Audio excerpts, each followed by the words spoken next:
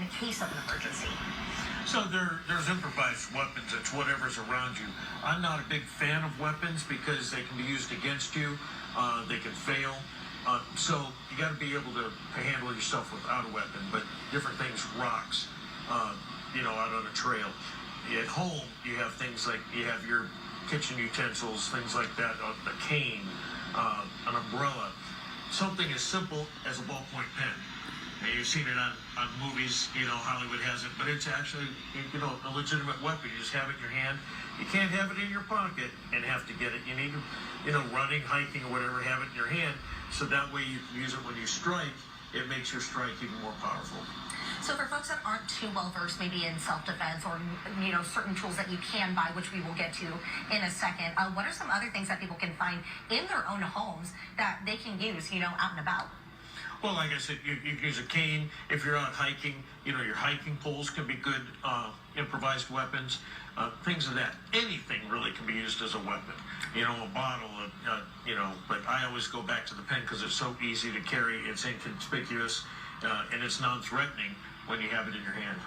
And so, of course, let's go to the items that you can purchase. What are some of the self-defense tools that you recommend to people to buy, to have on them in case of an emergency?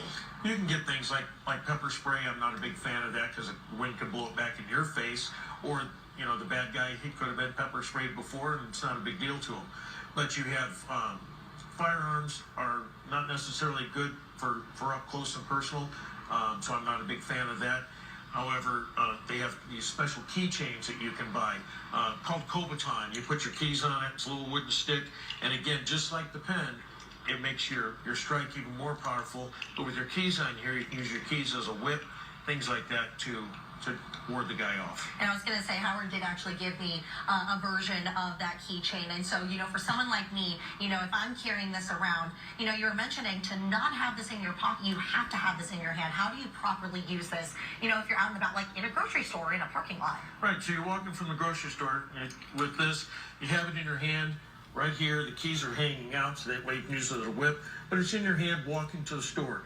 Don't fumble for your keys once you get to your car. You need to have them out of your purse, out of your pocket when you're walking from the store, so you're prepared.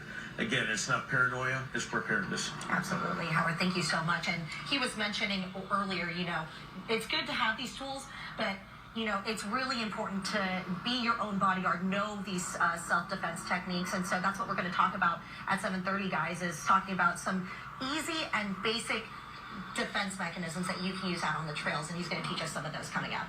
Hey, one of the things you might ask him, Olivia and I were talking about this, if a lot of people listen to music when they're running, so if somebody comes up behind you and hits you over the head and you're listening to music, you don't hear them, so that's a valid issue. All right, thank you. Yeah, absolutely. I mean, we were talking with Howard earlier about that. Yeah.